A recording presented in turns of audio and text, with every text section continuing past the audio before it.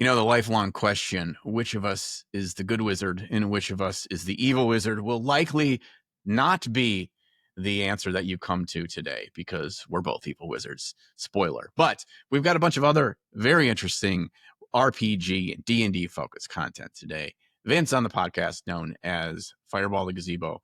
I just got done recording Trapped Under Plastic, so I just said the intro that I do for Trapped Under Plastic. I mean, that's fine. It's all good. Like, it's all going to bleed together. Our life is just podcasting. Yeah, exactly. Yeah. Which is fine. Yeah. First off, thank you to everybody for watching. Don't forget to hit buttons, click things, make dings, hit like, subscribe, support it however you can. Thank you to everybody who supported so far. Really appreciate it. Secondly, John, I'm very excited to talk about this one today. Good and evil. I've got a whole bunch of thoughts on this one going back many, many, many years. I'm going to share a really fun story that has to do with murder and a pizza place. We'll talk about it. There's been a murder. Okay, I'm excited. I'm excited to hear the full backstory of the murder in the pizza place, and if this was within the game, if this was actually happening while you were playing the game, or if this was the inspiration for the game. But who knows? They'll have to stay tuned to find out. Yeah, you have to listen to the entire episode. Also, I'll ramble a little bit here, Vince. Just the other night, for my upcoming regular game, I had to level my character. Isn't that fun? You're just like, I love it. Figure out all your new stuff. And it's been a while since I've been a PC, and more specifically, a PC that gets a wide variety of options for spells every time I level.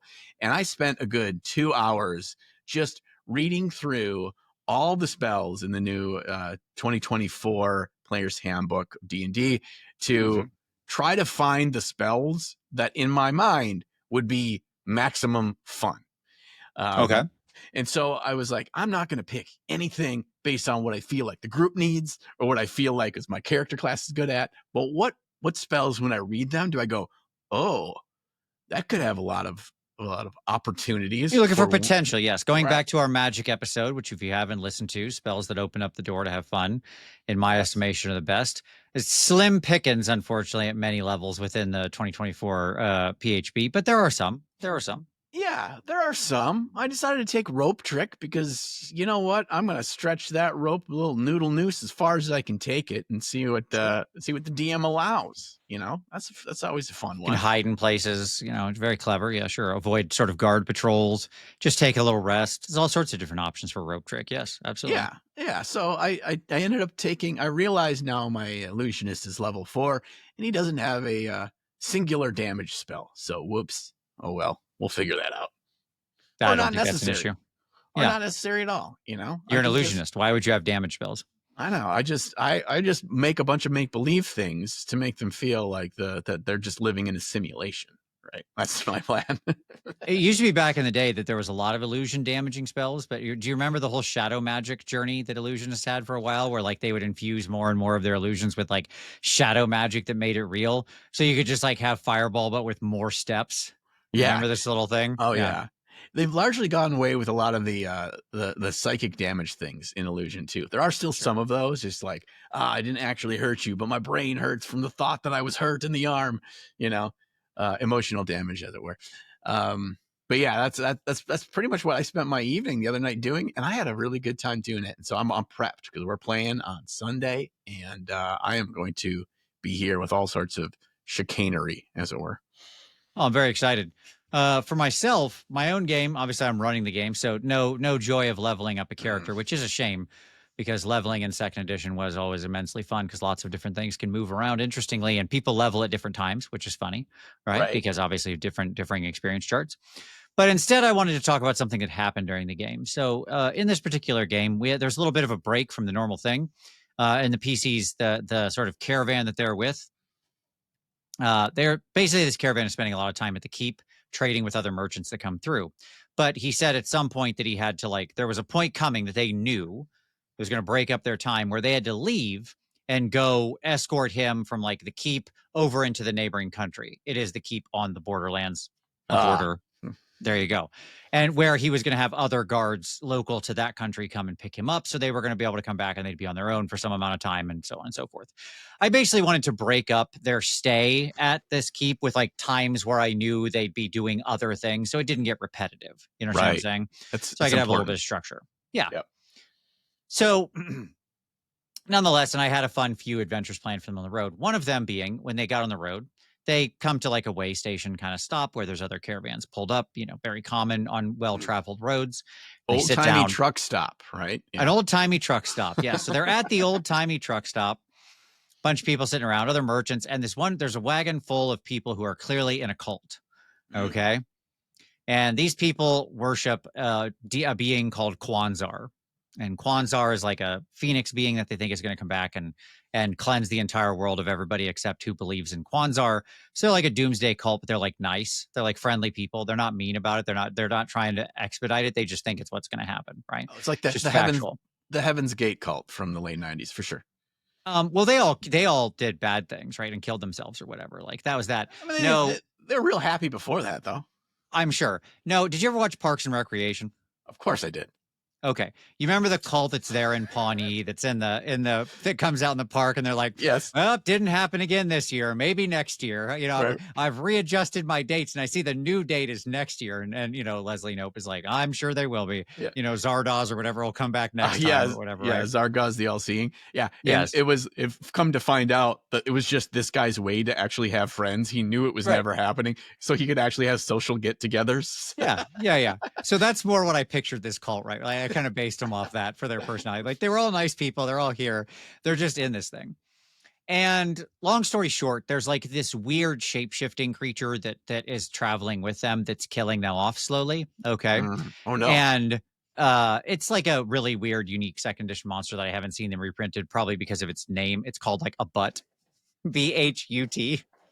Yeah, Okay. Or hard to boot. get over that one for the average D&D Or group. whatever. Bahoot. At any rate, it's a shapeshifter that eats people and stuff like that. Okay, fine, fun, neat. Mm-hmm. So PCs meet the group, get to know the cult, talk to a couple members of it, have a fun time. It's just like a nice, quiet evening, and then they go to their watches. Middle of the night, all the cultists come running out, and they're like, "Oh, it's a miracle! It's a miracle!" And they're like, "What's happening?" Like, "Oh, sister, whatever her name was, Besnit or something, or Benzit, she's ascended." And they're like, and the PCs are like, "What are you talking about?" She's like, "She's gone. Kwanzar has taken her into the heavens," right? Like that's what they think has happened, right? No, of course, she's actually been dragged off and murdered in the woods, right, by the evil Right. shapeshifter. And so the PCs do some investigation. They find like the drag marks. They find a little speck of blood in the bedroll and so on and so forth. And then they trace it down. They've got a good ranger in the group, and they eventually find the body in the woods that's been like partially eaten. And so then they're like, okay, well, they like do some basic questions, and they manage to figure out that like somebody in the cult is responsible for this. Okay. They are the shapeshifter. Right. They don't know it's a shapeshifter yet. They just know that somebody here is responsible somehow. Okay. The old Scooby-Doo mystery. Yes. And so now they got to figure out how do you, it's like the scene in The Thing where he's like hitting the blood with the thing, right? So they've got to figure out a way to figure out who's the killer. They know that the monster, whatever it is, ate part of the body. Okay. Mm-hmm. They know that because they found the body and reverse engineer that piece of knowledge.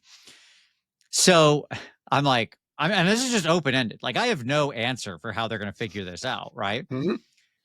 And so the one priest who has herbalism, he's like, well, can I brew an ipecac? And I was like, yeah, sure. That's a very common thing. Like, of course, that would be a very simple medicinal solution. You could absolutely brew an ipecac. He's like, okay. And so he then pitches to the rest of the group. He's like, what if I brew an ipecac and we make each member of the cult drink it? And whoever throws up like human entrails is the killer, right? And I'm like, this is too hilarious of a plan not to let us try. It's like, okay, you're going to have to really sell them on this. So we did like a nice role-playing scene where they convinced the cult this was the right answer and this is what Kwanzar would want and stuff like that, right? And so then they go through and eventually it comes to the bad guy who's got to drink this stuff and he sees all the other people throwing up and he's like, he just throws it at him and runs. Like the bad guy just runs away.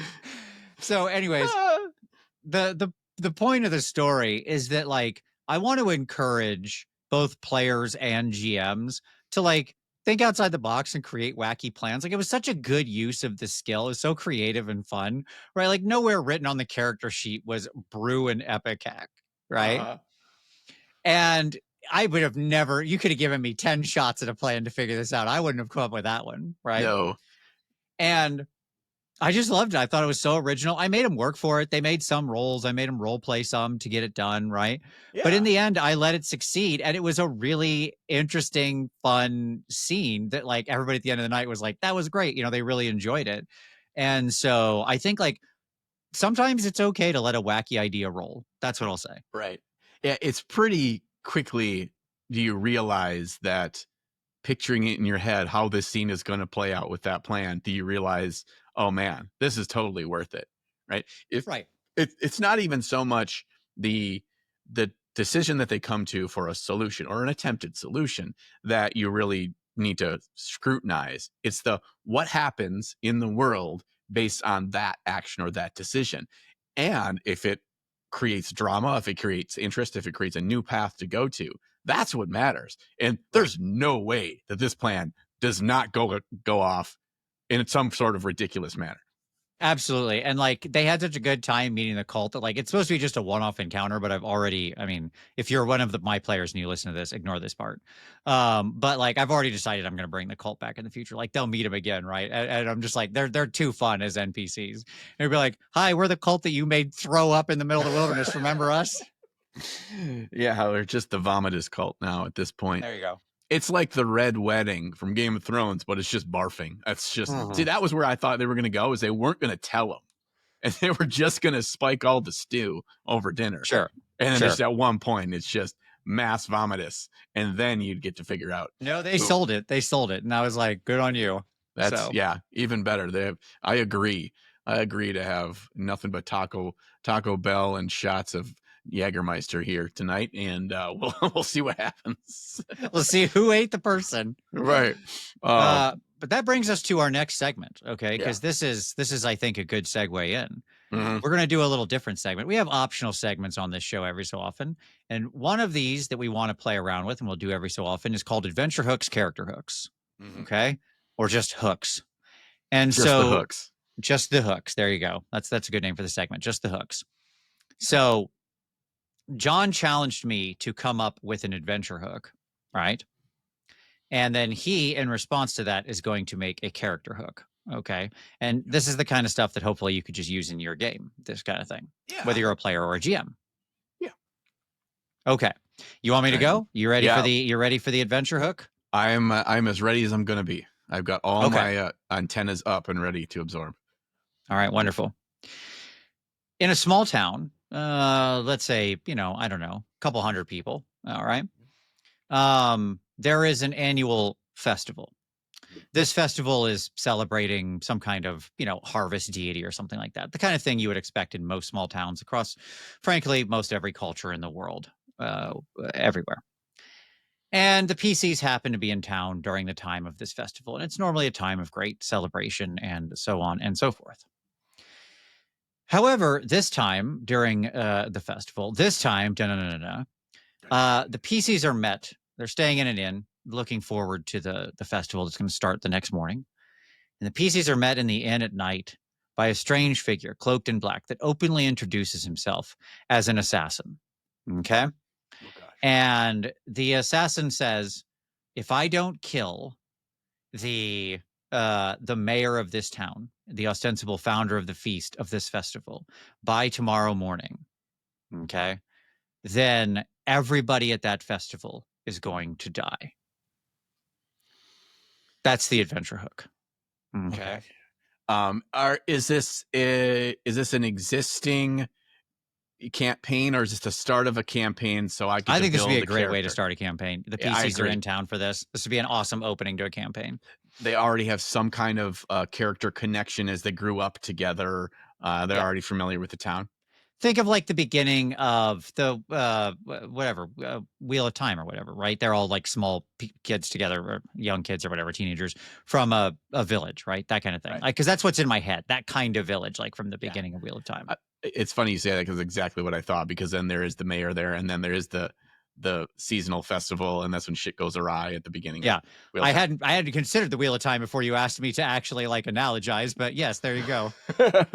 Okay, so I'm gonna do a character hook that will be one of the PCs for this group. Yes. All right. Unlike the other four members of this group that are grown up in this village and they've known each other since childhood, this last member of the group is actually a part of one of the traveling merchants that always comes through as these festivals hit all the neighboring towns each season. Sure. Sure. It just so happens that this young girl is of the exact same age as the rest of the PCs. So each summer, she'd get to see all of these friends that she'd only get to see for 1 week a year. Okay? Right. Right. Yep. So they well known, they've known you for the same basically their whole lives, but they only get to see you for this limited amount of time. Love it. Yes. So she is so excited and she spends so much of her time on the road planning for the fun things that they're going to do for their week together. And she has all their schedules all planned out of how they're going to spend their time. Of course, she'll help her dad and mom with the wagon shop, as best she can. But as they were coming into town, there was a lone straggler that ended up being a part of their caravan. And they helped him along. And she, while traveling along with him, learned many of his traveling stories, an interesting background that this man had had, and the great tales that he told her of his time on the road. That evening, when she got together with the rest of her friends to lay out their week ahead of them, is when that stranger came back up to her and the rest of the group and explained this new untold series of events that's about to Okay. unfold. Nice. Beautiful. Love it. So that way she may have more information. Anytime you can No, little character, little connections. Yeah, that's great. Right. And maybe gather with the rest of the group more things she's learned about this one person. Maybe there's more depth around them. What are the stories that he told? She's also more worldly, so you've got the hook of maybe something like a bard or that kind of a character, or maybe she's like a rogue. She's a little more worldly because she's traveled outside of the bounds of this village, right? So she can help guide the PCs on this difficult moral quandary. Right. Yes. And that's interesting too, because it leads us into, what are some ways that we can help our players come up with cool character hooks? And what are some ways that we as players can ask our DM for a little bit of a nudge or a little bit of background that'll help us really seed our decision of characters that we make and play based on the world that's about to unfold. So if you gave some version outside of the assassin part of it to the group about their growing up, the size of the village, it is now festival time, this is the biggest time of the year, then it could help the players come up with a character like, our traveling merchant girl. I love it. I love it. All right.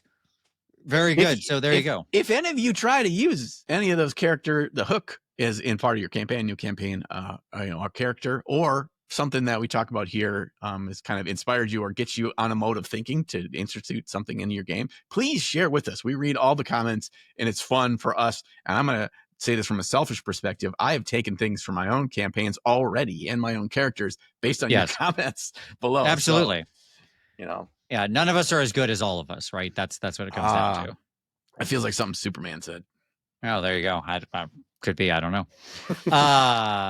All right. Shall we do a little bit of news? We didn't do a little bit of news last week, but we've got a little bit of news this week. Shall we talk about a little bit of news? Let's do it. Just a little bit. Okay. Biggest news going around right now, John. There's some hot news in the industry. I don't know if you heard about this, but so Diamond Comics distributors, which has gone into bankruptcy. Okay. They are a parent holding company that has a bunch of other distributors underneath them. I won't go into the distribution model that gaming companies use. It has to do with consignment and all this different stuff, blah, blah, blah, blah, blah. It doesn't matter. Okay. Just know that game stores get all their stuff through distributors. Got it. And one of those, so Diamond Comics, despite the name, has one of its sub-distributors is a thing called Alliance Distributors. And Alliance Distributors sets up for things like Amazon and other big box retailers and stuff like that. Okay. Alliance is a well-known name. Yeah. It is indeed. And unfortunately, it's part of Diamond Comics. So it's also in bankruptcy and in holding and all of that. And there's a lot of complexity around this because they're looking to hold and sell off all their stock to pay back their creditors, which means they won't, which means like the game companies don't get their stock back. They just lose everything and have to take it as a loss. Whoa. Okay. They can like fill out various and sundry forms. There's all sorts of complexity to this. Like, blah blah blah blah blah. There'll be court cases and legal challenges. I know Green Ronin, who's hit really hard by this, is already they have like a legal fund out there for this. A bunch of different companies like WotC is pretty exempted, and the Daggerheart company is pretty exempted. Neither of them work through Alliance. Okay. They have the different distribution network. But like KSCM, Paizo, Green Ronin, like most of your other like big RPG companies all work through this company. And so they're all like potentially out quite a lot of money, but there's something else here. Paizo has already announced that like the new Starfinder 2.0 and all their like August and September releases will not be available through all these channels. So like Whoa. not on Amazon, not on any of these places. Now they'll have it available directly through their website. So you can still go to Paizo directly and pick up Starfinder and stuff like that, Okay. right? But they're losing access to like a major sales channel. Like that is Right. impactful. And like I said, Green Ronin is gathering money for a lawsuit. They've done like a public, like a GoFundMe to literally collect for this suit. That just came across my Facebook. It's so funny that connects here. They have, was it Diamond is holding like hundreds of $1,000s in product and they're This not is bringing just it what back to them. happens. Yeah. And I'll say, like, obviously, this is not legal advice, and I'm not a lawyer. But like from what I am to understand, traditionally these kinds of suits have already like have a lot of precedent and don't succeed. Like the distributor just kind of has the right to do this. You can like fill out a form to be compensated to some degree based on like some kind of market value and cost and blah blah blah blah blah to something out of the whatever the settlement is and what they sell off, but that's it. Rough. So like apparently there's a lot of legal precedent around this. So I don't know. I know Dungeon Craft did a whole video on this as well. So shout out to them. But yeah, like they get into a little more of the legal details around it. But yeah, it's a bad situation for a lot of not the big game companies, effectively. Right. So that's rough. Yeah. That's so I guess from what all the gazeboids can hearing this and feel like they want to help in some manner is to make sure that you can find ways to purchase directly That's right. from the company. Yep. Go to Paizo, go to Green Ronin, support these companies directly. Like the fact that their stock won't be available, some local game stores will still be able to get a hold of stock directly, depending on exactly how the distribution was set up, but a lot won't.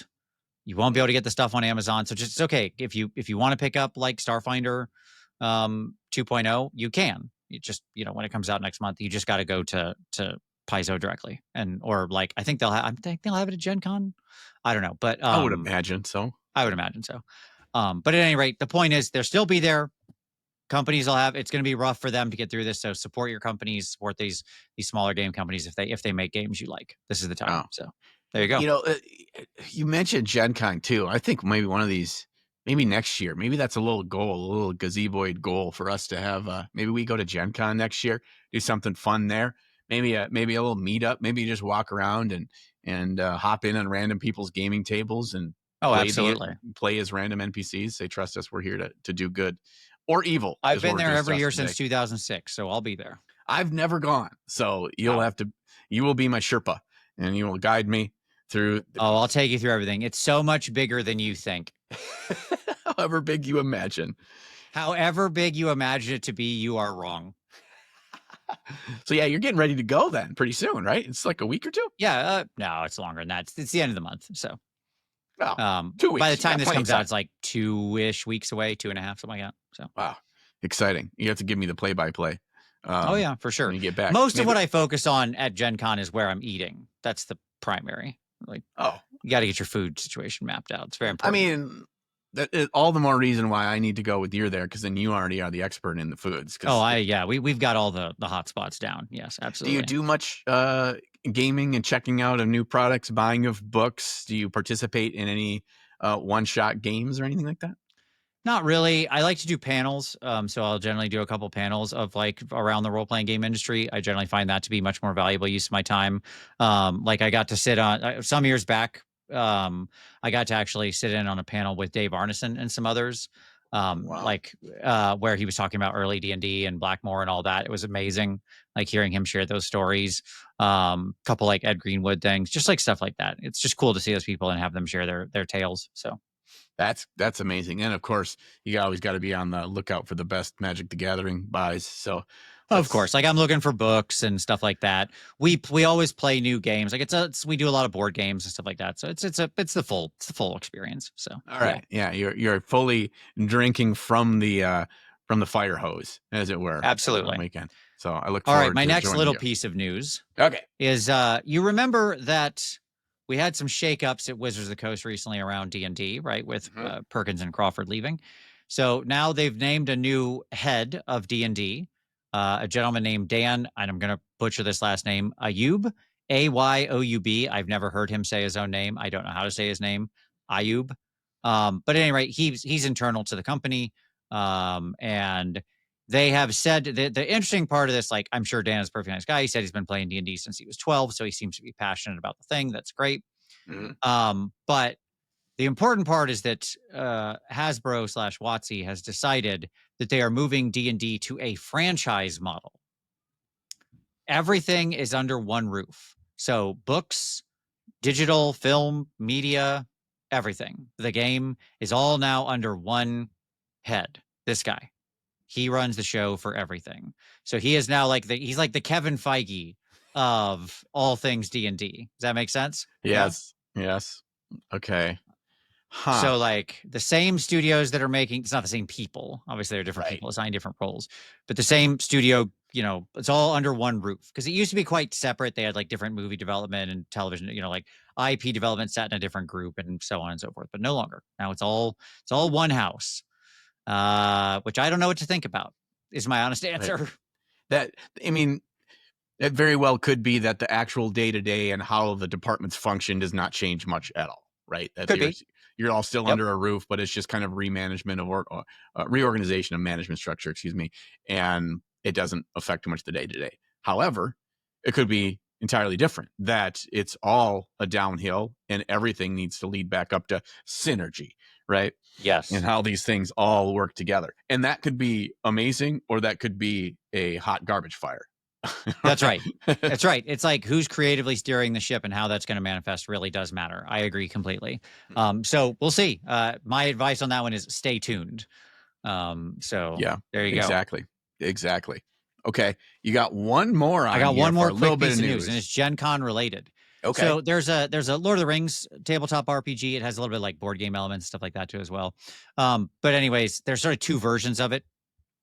One is like 5e compatible, and one is their own unique mechanics. It's like the Middle Earth role playing game or Lord of the Rings role playing game or whatever. Yeah. And so it's like, yeah, there's two different versions. They're releasing their new starter sets. There's two different starter sets, one that's 5e compatible and one that's compatible to their rules, called Overhill and Underhill, at Gen Con. Like, so that's where it'll be. And I was reading about it. It looks really cool. It looks like a really nice, sleek product. So again, it's a little more tactile.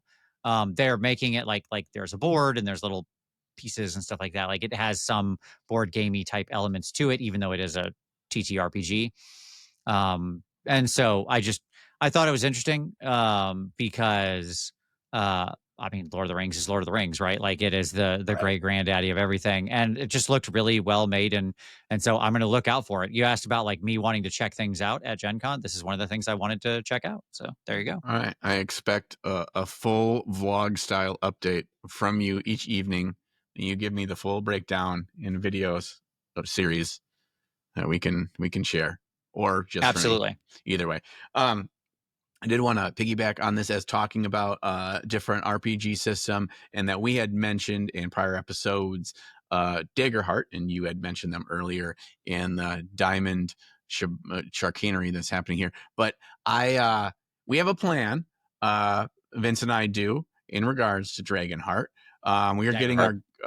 getting our grabby little grubby mitts on the book, and Yes. we are going to do a deep dive and read through ourselves on the book, and we're going to do our own first takes, our own initial impressions, our own what we are thinking about this system. We're going to do an episode on that, and then we are each going to play the game, probably run it, right? Because we're going to be the ones that have Yeah, that's right. read it. Yeah.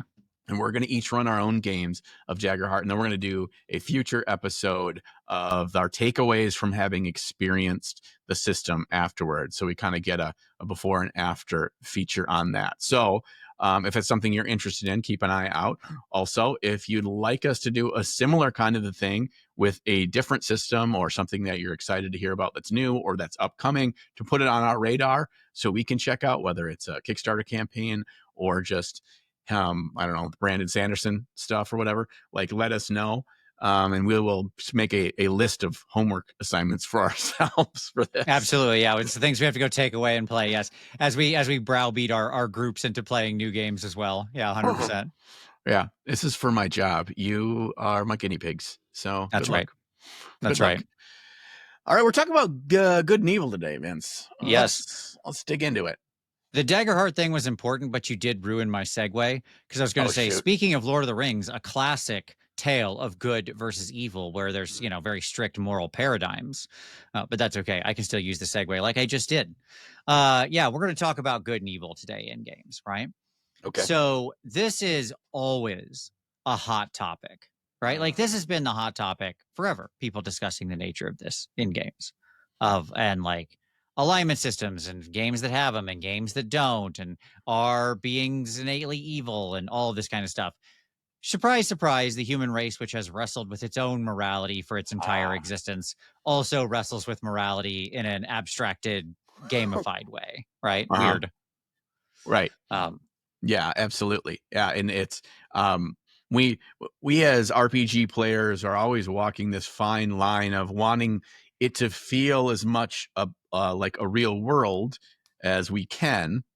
And so there are certain aspects that we want to keep in that realm in the world we live in, where black and white and good and evil are certainly not so obvious, based on your perception, your point of view, or your information intake, is a big part of that. And then also pairing that with the fantastical, the things that are not at all like the things we can do in our day-to-day life. So how much do we lean into the realistic versus the fantastical in terms of good and evil? Because really, when it comes down to it, there's very few of our tabletop RPGs that we play that don't have this at the core of what our characters are doing in the story that's being told, right? Sure, some kind of alignment system. So let's start there, John.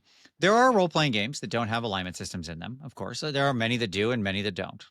So let's ask the simple question at the beginning. What do you think of alignment systems writ large? Do you like them being in a game? Do you like having to declare your PC's alignment and how they sort of fit in the morality of the world? Sub question: is D&D's alignment system what you like, or do you prefer a different alignment system? Okay, specifically for PCs, because I think there's two different conversations we're having here today, which will be on the characters that we are being played at the table, and then the NPCs. And specifically for characters, I don't mind. In fact, I kind of prefer that there is an actual spelled out in the book, a list of things that you can choose for, and this nice paragraph summarizing them and the kinds of ways that you'd approach the world based on this as a foundation. I don't like when the rules get a lot more crunchy than that for how these play out within the system. I view them as an aid to help a character in their development of building the character, and maybe even more importantly, how their character evolves and interacts with the world, as this is being a single factor. What about when something interacts with their alignment? Easy example. Okay. There's a magic item. It's tainted and evil, right? In some way. Good PC picks it up and it hurts. Ow, owie, that hurt my hand, right? Because it's stingy, because that's full of the touch and taint of evil. Or you could do the same story the other way around, right? But what about something like that? Okay. Let me think here. Sorry, my camera is just not acting up right now. It says device struggling to record. Well, just I keep can see going, that. and if you see my weird frozen face, we're fine. I don't like a ones and zeros. It does a thing or it doesn't do a thing. It goes back to anything in our games, any decision that's made, or any kind of action that the players take should lead to progressing the story in some capacity. I Okay. pick up the item does 7 necrotic damage to me. It doesn't actually progress anything, right? Okay. All right. Well, we had a little bit of a sidetrack there, everybody. I apologize for me splicing this together, and you'll notice that you're just looking at Vince right now, and just my black box because the software decided to just stop using my camera, and now it won't let me use my camera again. So, if you're an audio listener, none of this matters to you. So, Right. Yeah. For the podcast people, they don't care at all. For people on YouTube, for the rest of this, you'll just get to stare at the little black box that says Ninja on, and that's yeah. fine. But I'm still here with you. Don't worry. I didn't leave. I'm still here. Oh, My dogs are still here. It's all good. yeah. Everybody's fine. So before that, we had mentioned you were like, how much alignment matters, and how do you Yes, think I was that should asking whether or not you affect like the it in game? systems. You were mentioning that you don't like it to have those kind of simple rules interactions unless it has some way of moving the story forward. Okay. Correct. So I'll respond to your previous point you made, which should have just been a few seconds ago for the listeners. If John edited this right. And there's Yeah. not Who 20 knows? minutes of me just sitting there staring at my phone. Um, okay. I like stuff like that, and I'll tell you why. I think it adds texture to the world. It makes it real in some way. It makes good and evil feel material in some way, as though it's like there's something that is real to that metaphysical concept within the construct of this world. But I don't think the game needs it. Like that is to say, I don't mind a game with an alignment system. I like characters having to think about that kind of thing, and I think that's mostly the purpose of it, in my estimation. Kind of what you were saying, right? One of the most important things about it is just to get you to think about your character and how you interact with moral quandaries, right? Right. Right. But I want to tell you, can I tell my story now, John? You ready for the story? I'm ready for the story. I'm here for Okay. it. So, Mech Warrior, which is the role playing game for Battletech, does not have any kind of alignment system in the world, right? People are just people. Like you're whatever, right? You have points of view and outlooks in the world. There's no like hard alignment system. The very first game of Mech Warrior I played when I was very young, I realized there was no alignment system. And when I realized that there was no alignment system, I was like, oh, well, my character, I just went nuts like a child freed of structures, right? So I'm like, well, I'm going to rob stuff and do all sorts of bad things. This is like with a GM, right? So I'm doing all these bad things left and right, robbing places. And I'm knocking over like a Casano's pizza or something. Okay. Like I'm just robbing the place. Again, I'm very young, right? Picture I'm like, I don't know, 13 or something at this point, right? And so I'm robbing the place and I've got the guy at gunpoint and I'm taking all the money out of the register and all of this. And the GM's like, you look up and you see that there's an entire birthday party full of like kids in the Casano's Pizza who are watching you rob this place. And I was like, well, only one thing to do, no witnesses. So like completely free of moral concerns. You're asking me, did I machine gun down all those children in the game? Did my character do that? Yes, they did. Okay. Okay. So that's how we get to machine gunning children in a Casano's Pizza. That's the sort of first time that I was freed from the strictures of an alignment system and what I did. Now, since then, I've obviously grown as a human being from my malformed brain at 12 or 13 years old, or however I was, right? Uh-huh. And what I appreciate about worlds without alignment systems is you do have to think about your character in a more holistic way. Like, how do you tend to react to situations? What's your worldview, right? And there is something real to that because in the world, people don't like tick a box. You know what I mean? Like, you think of yourself as like a generally good person, probably most humans do, right? But you react to different stimuli differently, and so there is something interesting to it. So I think both can work. I think the important part is that in either case, you should go deeper than just like having nothing or having two words, like lawful good or whatever it happens to be there. It needs to be more about how your character actually interacts with the moral conundrums and quandaries and challenges of the world. And having a point of view on that is actually what matters about the alignment system, right? Right. I mean, to dive a little bit into this situation that you played out for us. You writing 2 words on your character sheet. Let's say there was a alignment system in that BattleTech game. Sure. That doesn't change anything. That doesn't change anything that your character would have decided to do there. Right. Yeah, Sure. you could do that. I could write lawful good, and I could be a paladin, and I could go kill all the younglings right now. Like, it doesn't actually matter unless the world reacts in a way to who you are and through the Right. actions you take and how you approach things. Again, it's like a guideline for you as the player. It's not the guideline for the game being played at the table. And so that's where I'm like, it's a guide. It helps you, and maybe, but it really, I think one good thing over the years of RPGs, we see it more in Pathfinder Second Edition. We see it more, and even the 2014 Fifth Edition, and now 2022 or 24 Fifth Edition, is that they try to give you some context around these different aspects of Yeah. developing your character to help you realize how that character would interact with the world.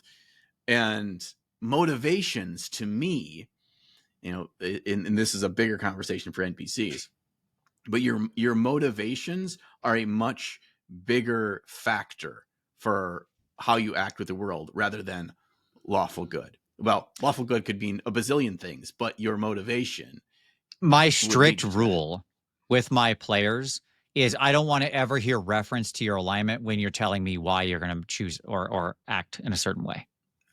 That's a pretty good rule of thumb. Okay. Like if you say I'm going to do X or I'm going to do Y or I make choice Z, okay, I don't want to ever hear I'm doing it because I'm lawful good. Your character has no conception of that in their head, Correct. right? That is a thing written on a piece of paper in this world. Mm-hmm. I want to know why your character's making that choice because of who they are, what they've done, what they decided, and their outlook on the world and so on. If you appeal to alignment, you've gone wrong. Yeah. Yep. That's my ultimate argument, right? Like, you know, Boromir, whatever his alignment was, to go back to Lord of the Rings, right? Like, I don't care what his alignment was. Boromir defends the hobbits from them, right? Because in the end, he realized the ring had tempted him and that the road he was going down was wrong. And so, like, his choice to like let the hobbits go and then die fighting the orcs was because of who he was and where he had been and like how his role in Gondor and everything that he had leading up to that moment, right? Mm-hmm. It was a statement on his character, not a statement on his alignment. No. Okay. No. Yeah. It was your perception of the situation based on your point of view and your character's history and their goals and their motivations can lead to what would appear to others as a very evil act or a very selfish act or a very selfless act. Many minutiae can be brought down to any given reaction to a situation, and just like drilling it down to a very two-dimensional 2 words, I think that actually hinders all of us around the table because we kind of write that off as a box that we checked, that we did that, and then we can just lean on that forever. That's right. I don't like it when it becomes just like an excuse, right, for sloppy role playing or weakness. So in Rifts, which I don't think you've ever played, but we'll do a whole episode on Rifts in the future. It's just going to be called Vince Explains Rifts to John for an hour. At any rate, in that they have a similar, because it's very much based on like second edition D&D, they have a similar like 9-box alignment system, but the middle grouping isn't neutral, it's selfish. Oh. Okay. So like there's 3 basically like good-ish alignments, and how they interact with structure and order varies. And then there's 3 selfish alignments, and how they interact with structure and order varies. Does that make sense? Yes. And then there's 3 evil alignments. Okay. And I actually quite like their system. I think that's an interesting twist on neutrality, because it is like neutrality within the span of how it often plays out in games, like does have some amount of selfishness to it. And of course it can be, these discussions always break down to good and evil, when I think the actual interesting part is in the neutrality. Like you've read the like Kaz the Minotaur and the old, like the dragon. Okay. Yes. That older Dragonlance series. If you remember in that war, like the red mages, who are the neutral mages, right? The red robed wizards, right? They switch sides in the middle of the fight. right? Yeah. When all the wizards are fighting, because like they start fighting with like the bad guys, but then the bad guys start winning and they're like, no, no, no. They're so determined to be neutral, they switch sides to the losing side to bring it back to even. And I'm like, okay, like that's cute. But but but what kind of like arbitrary insanity is that? Right? Like what is the actual thought process of that group of people? Right? Yeah. We were just murdering those people with these people. Now we're going to switch and murder the people we were just fighting alongside with the people we were just murdering. And like everyone's just like, yeah, that's completely expected. They just want balance in all things, even though that's supposed to be for the reasons of the natural order of things, but you are purposely changing that by your own actions. Okay, sure. That's Right. just selfishness, right? Yeah, exactly. Yes, it just ends up being weird selfishness. I one of my friends back in the day, he had recommended that beside each alignment element, so think like neutral good or lawful Uh-huh. good or something, right? That you arbitrarily put a score between like 3 and 18 just like your normal stats. It has Okay. no mechanical bearing. Like he's like I'm never going to ask you for it. It has no mechanical bearing, but he was trying to get us to think about our alignment more deeply in a way of like how do you think about your alignment, and what it represented was intensity.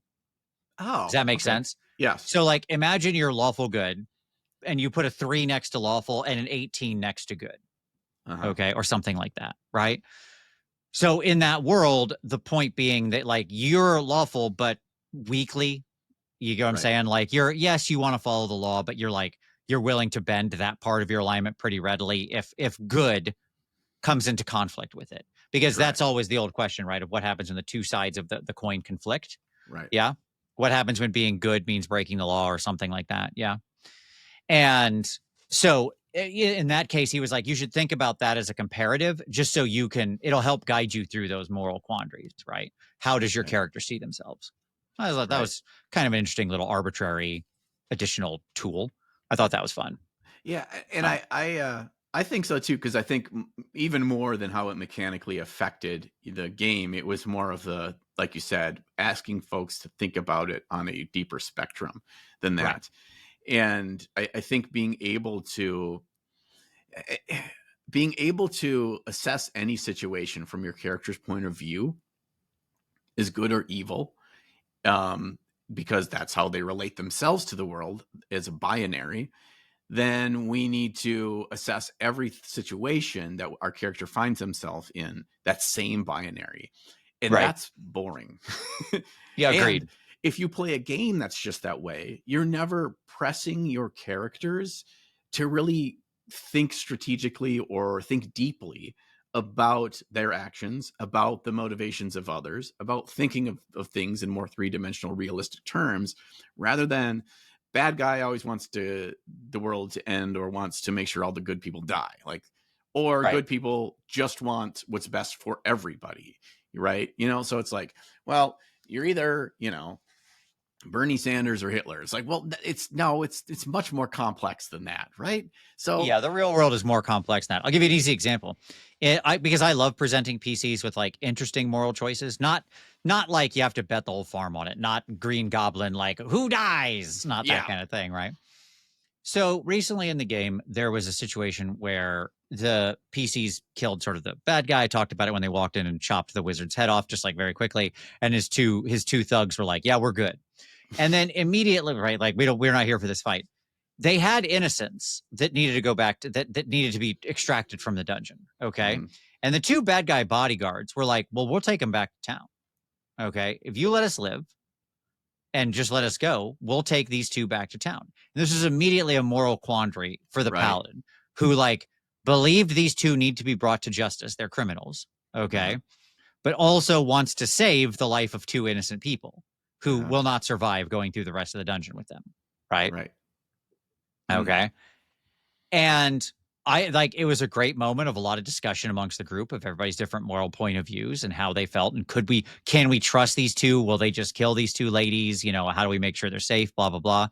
And in the end, they came down on the side of just trusting them and doing it. And like, basically they got themselves to a point where they're like, yes, okay, we will do this. But it was a great moral quandary. And in the end, I didn't punish them for it. Like the two bad guys lived up to their word. right? They took the two ladies back to town and then skedaddled because they didn't want any part of getting, in trouble. But I think you got to be very careful with stuff like that too, that you don't just like sort of punish your players for no reason when they make moral choices. Does that make sense what I'm Yes. saying? Like the Yes. quandary itself was the hard part. That's where you put them through the ringer. Don't Right. continue to put them through the ringer over it, right? Yeah. If those two evil bodyguards or whatever, they leave the dungeon halfway back to town, they murder the people, and they run off and try to escape.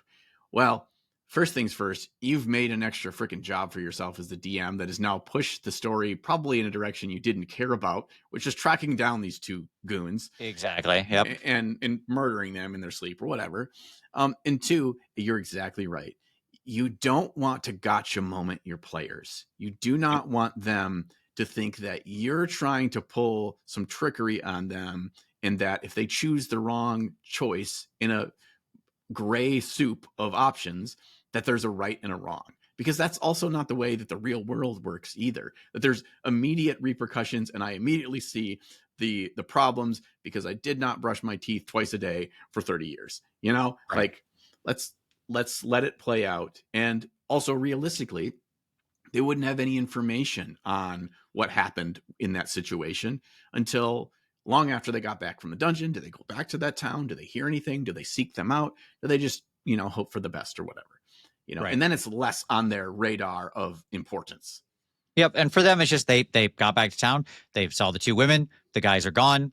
Okay. Right. Like thing done. Okay. You Yep. made a choice. It was a hard choice. You had a good discussion about it. It was good role play. It was a win. Like let the win be a win. You know what I'm Right. saying? Like we got the good moment out of it. What do we still do? Like do we need to make more of this just because you want to make it like some, just because you want to be mean as a DM? Okay. Yeah. So I think that what we're saying here is that like on the PC side, I think the obvious thing is like where alignment's there, those two words on your sheet should not be the limiting factor.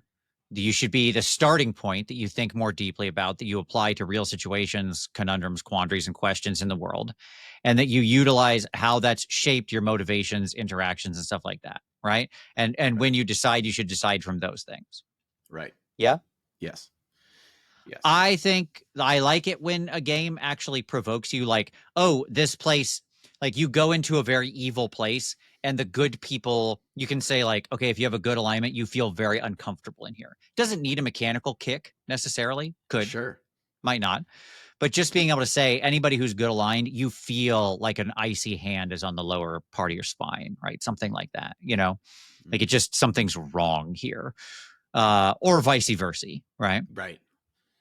But there's a part of this we can't escape, John. This is such a big discussion. Okay, it's like my God, this is such a big discussion. Okay, we got to talk about evil PCs, Oh right? gosh. Yeah. Gosh. So, Yeah. have you run an all evil group? What do you think about evil PCs? Hit me with your thoughts on evil alignment PCs. I have run an all evil group. I have also run the far worse one person's evil. And first and foremost, the all evil group, you have to design a campaign 100% around that fact. Sure. And number two, you need to have a come to Jesus conversation with your group, in that evil people at some point will kill each other when their motivation for power or lust or whatever their desires are means that each other are no longer relevant or no longer necessary or standing in their way of their greater motivations. Sure. The And that Starscream problem, as I would call it. exactly that is exactly it. And so it can quickly derail. And so you have one of two things. You have them being truly evil at the table, which sometimes is just people's own masochistic, fantasies playing out at the table. And then when that happens, the campaign crumbles at some point. Yep. Or number two, they're actually playing characters that are civil and good. They just happen to have this interesting twist. They to just the like murder. storyline. Yeah, their twist to the storyline of their motivations just happen to be, diametrically opposed to the quote unquote good group in the region or the world. Sure. Let me ask you a question. Is Tony Soprano an evil character? No, I don't Okay. think so. I would have said yes. All right. No. I think he is. He's a family man. He has other things he cares about, but he contains multitudes. But on the whole, sure. And like in D&D's alignment system, he's responsible for the death of a lot of people. He's a murderer. Yeah. He runs a criminal operation, right? Right. His Like his his he would be north. defined as evil if he was stuck into a D&D world, right? Is my point. Yes, I agree that he would. I would agree that he would. However, I would consider him, if we were looking at the nine cube alignment system, I would consider him lawful neutral.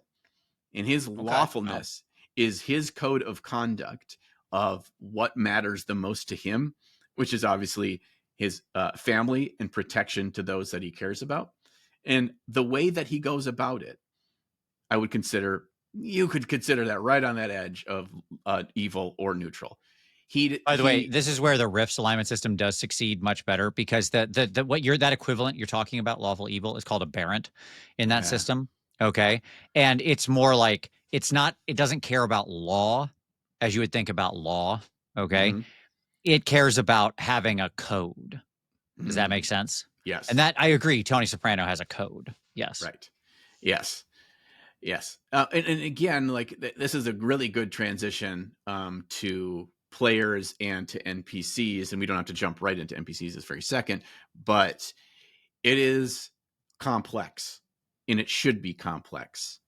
Yes. And if the again going back to making it two dimensional, it's really boring. And if that's the way that the story is being told, you quickly run the risk of your story being boring.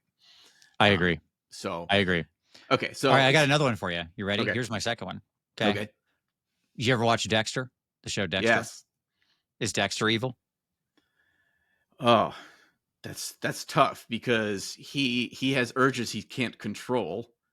So he Sure. says, Okay. I mean, he's careful. You're going to wander into like. By the way, my just the one of the reasons I find this so interesting, just for everybody's edification at home, my degree is in moral philosophy. Just so we're clear, one of my two Jesus. degrees. So Um, he is choosing the good path of who he decides to take out his the urges he can't control yes, on sure. evil, therefore making the world a better place, which I would think would consider him he would consider himself good for uh, ridding the world of actual evil. Okay. Remember this conversation when we get to it later. Okay, Okay. like when we get to the NPC side later. Yeah, this Okay. subjective morality you've pulled, this thing here you've pulled. Um, Okay. So my point, what I want to stay on with the PC part of this, and the reason I asked about the Dexter thing is, and Tony Soprano, is because I think both of those actually set up paradigms where you can have evil characters or evil groups and be successful with them. I've run a lot of Yeah. evil games, and all of the places, all the times we've been successful, like I've done whole evil campaigns. Okay. Mm. And the times where those were successful was in one of two situations. So, one, the group as a whole was part of some organization writ Yeah. large. Yes. Okay. Like they're evil, but they have superiors or a code or a belief set or something that they adhere to. Yeah. Okay. And so, like, they could be members of a evil religion, they could be part of a mob organization, like Tony, right, or whatever, or they have some Hmm. internal code that they all follow. They're all like a group of assassins who have a very strict code about who they can kill and when they can kill and stuff like that. Whatever. Okay. It's the people in John Wick, right? Sure. Yeah, absolutely. There you go.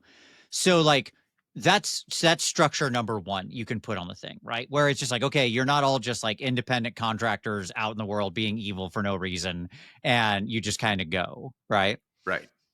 Um, the second way that I've been successful with evil characters and running evil games is when you create a shared goal or a shared purpose for Yeah. all of them, that is either also evil or whatever. Like that is to say there can be other evils in the world they're fighting against. Okay.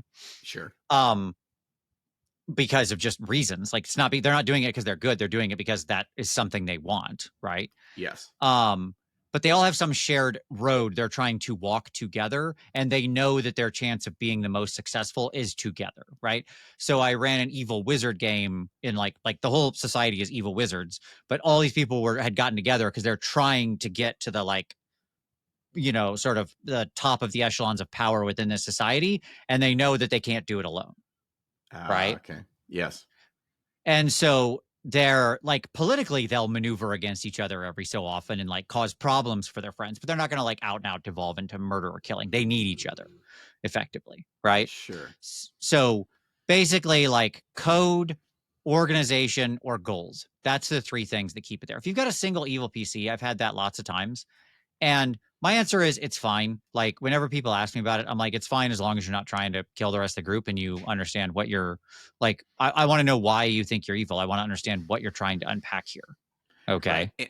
And in what context does your character find themselves in a better position and long-term better position by being a part of this group that you Right. certainly feel like otherwise you would want anything to do with? Yep. Yeah. I It's never that goes back to our earlier conversation, right? I'm not concerned about the two words you wrote on your sheet. I'm concerned about your motivations, your context, like how you see yourself operating, right? That's what I'm interested in. right. Okay. Yes. What I've found is that when people put that four-letter word on their character sheet, it is no holds barred. Everything is now fair game, and I can go back and say, "Well, my guy's evil." So every time that I've done that, where even when it wasn't known, and it was always typically it's like, oh, I kind of want to keep it a secret from them. All it takes is one time. It's not about killing the rest of the group, but they find the rest of the group suddenly finds them untrustworthy, that Yep. all the rails start to get real shaky. And that can be such a distraction in this extra variable in them trying to work together and to solve problems and to advance the story and to when you have this kind of squeaky wheel that you're always unsure of, that it can make things more frustrating, which can make the table time experience less enjoyable. And that's where it becomes a worry for me. I agree. That's why it's important to delve into like if they're just trying to be 13-year-old me gunning down people in a Casano's pizza, then I'm not interested in you playing that character. That's Yeah. just that's not interesting, right? You've just picked a bad character. I would think that the same about anybody who was like coming in to act like a murder hobo effectively, right? Yes. But like realistically, the world that adventurers live in, the life they lead, is a often a fairly morally gray world, Right. right? Like you're engaging in a lot of like home invasion, murder, and theft when you go into dungeons or whatever, right? Like, Yeah. depending on what's going on. And so like it's brutal. Like imagine any real most soldiers and people like that do not engage in the number of like fights and kill the number of people. Like it's hard. It's a hard life that adventurers actually lead. So it is perfectly feasible to think you could have an evil adventurer still be at home in the group and get along as long Right. as they've got the right motivations and context, right? That's what it comes down to. Are they trying Yeah. to be a whole and realized and multifaceted person or not? Right. Yes, absolutely. Which gives us a good transition to the NPCs, because I Yes. think a lot of the spectrum that I was kind of looking through the lens for the PCs is based on how I think is a much healthier way and much more fun way to look at the way our NPCs interact in our world. And when I And talk this is about the ancient debate, right? yes, This is oh gosh, this has gone on forever. and this Uh, is why I approached and answered the way I did with Tony Soprano and Dexter in the way that I mhm, did, because I gave my answer in reference to their first person perspective of how they see themselves in the sure. world. Yeah, yeah. An impartial third party, a jury of their peers, may disagree with that. And that's where characters in your world can be so interesting. And having some black and white historically in D&D is how we've approached it, because Sure. then you can sleep at night that this wasn't just a group of goblins trying to coexist with nature and trying to carve out their own place in the world, to raise their children and to farm their crops and to just get on and is a better than the generation before them, right? Because if you Yep. think about it that way, you're kind of fucked up by trying to go into that goblin warren. Yeah, 100%. And like the ancient debate here, and this comes up on like Twitter and other things every so often, right? Where like this constant thing, especially in our modern world, where people are like, all orcs should be evil and orcs aren't evil, and it's only the blah blah blah blah blah blah blah blah. Blah. Like, what's the default assumptions for the various and sundry, races and species in the world, right? And I find that entire debate completely uninteresting. It's completely uninteresting. Okay. Okay. Like, because one, I don't care. Like, however your world defines these things is fine. Okay. Like, Yes. if in your world you have like orcs that are just like Lord of the Rings orcs or something, right? Where they're born from the will of Sauron and various other things and blah, blah, blah, blah, blah, and how they were corrupted from elves. Like, if they have that kind of a supernatural background and all of these different things, they're also like made from mud in one of the stories. Like, I don't want to get into it. It's fine. Lord of the Rings is weird. But anyways, if that's the story of your world, okay, then whatever. Okay, cool. You've said that's the story of your world, right? Yep. But and you've, in my mind, what you've actually done is just like you've made another version of skeletons or golems or something like that, right? Like there's a whole group of like sort of non-moral actors. So I would rate this as like monstrous beasts, undead constructs, things like that. They have no built-in morality, right? Correct. Non-sentient undead. They're just things your group can happily smash, right? Like when you walk into a dungeon and there's like a stone golem, you're not having a moral quandary about whether or not to kill that thing, right? Right. Okay. He's not just trying to, punch the clock so he can feed the baby golem at home. Yeah, right? exactly. Like, oh, gotta get back to work. Yeah, exactly. Right. He married up. He's married to an iron golem, so she's very demanding. But at any rate, the reality is that like, to me, all you've done is like limit that down. But having some sort of cultural baseline of your world, that's different than having sort of supernatural type assumptions. Does that make sense what I'm saying? Like, Yes. they're here in these lands as a group of sort of barbaric orcs that are raiders and stuff like that, and like tend to be quite destructive and dangerous. Like, okay, you're not trying to make a statement on the whole orcs writ large, like every orc ever, right? Yeah. You're making a comment on like these group of orcs, right? And culturally they're bad guys, right? But otherwise they're just like sentient beings in the world that walk around, and like over the next mountain there could be just like a group of orcs that settled down and started farming and are perfectly nice and fine and friendly. And like both of those can exist in the same world, and that's interesting. Yes. I think establishing a baseline of information and understanding of what the character is based on their place in the world to this point and what they've experienced or heard gives them a starting point, gives them places to make decisions. And where it's good is when you start to show that there's more dimensions to it than that. And again, just like you said earlier, you don't want to pull the moral quandary, lever all the time. Because that it can get in the way and convolute things instead of trying to tell a streamlined story and move. Yeah, sometimes you just need some good old fashioned bad people who are doing bad things that the PCs feel really good about punching in the face, right? And it's also very important compared to like, oh, Vince, just have all those things be skeletons or golems or oozes. Sometimes you really want to interact with things that are diametrically opposed to you. You can't ever like find creative and unique solutions to dealing with an ooze as opposed to a whole, warren of kobolds.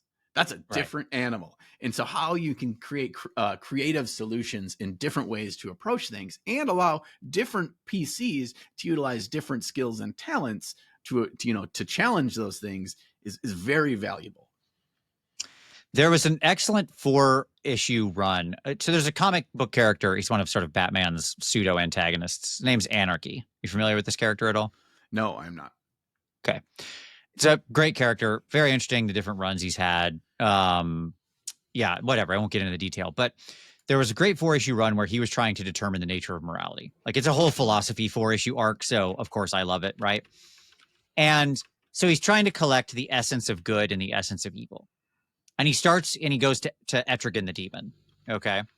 And he's trying to get the essence of evil out of Etrigan, but he realizes Etrigan is just a puppet. right? It has no will, and so hence isn't actually evil, right?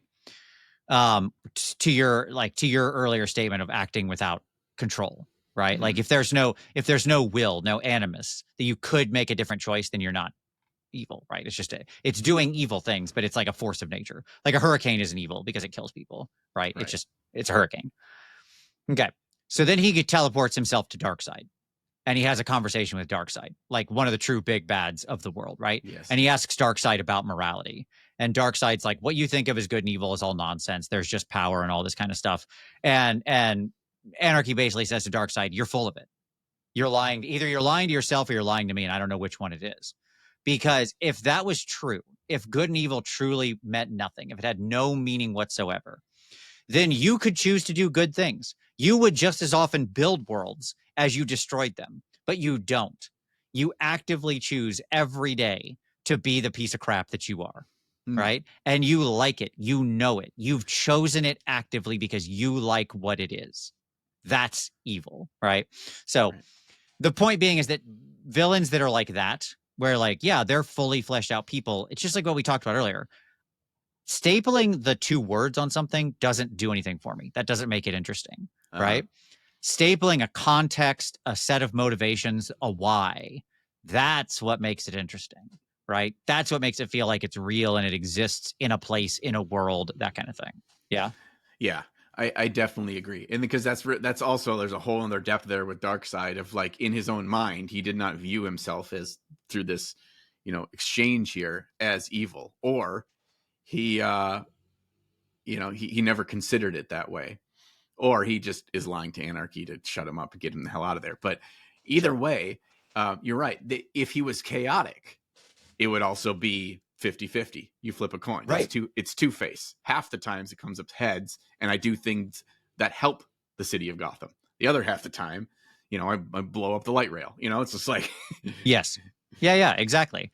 So the whole discussion now where this gets interesting in my mind, okay, is like because when you have baseline expectations about a culture and a world, and that's why I don't know why we always try to leap to like take Drow, for example.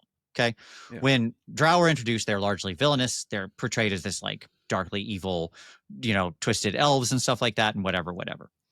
Over time, that has shifted in D&D to where like, well, yeah, the dark elves of Menzo Berenzin are evil, but that's just like one pretty bad culture, right? Like that whole group of people is obsessed with some really weird stuff. You know what I mean? Like Yeah.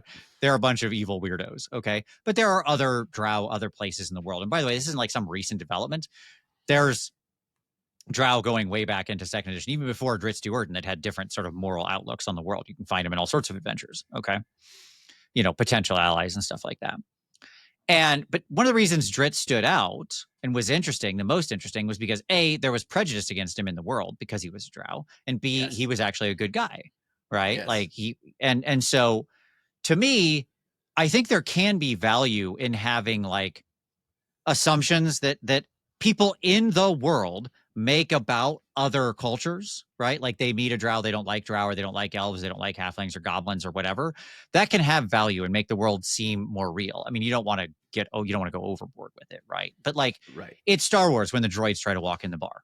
And the guy's like, hey, Right. nope, no droids in here, right? Like he hates droids, Yeah. right? But you can have those baseline assumptions about cultures or stuff like that, but you don't need to then make the leap up. Like Menzo Berenson's bad because it's a bad culture led by bad people who've convinced everybody to come along on their ride, right?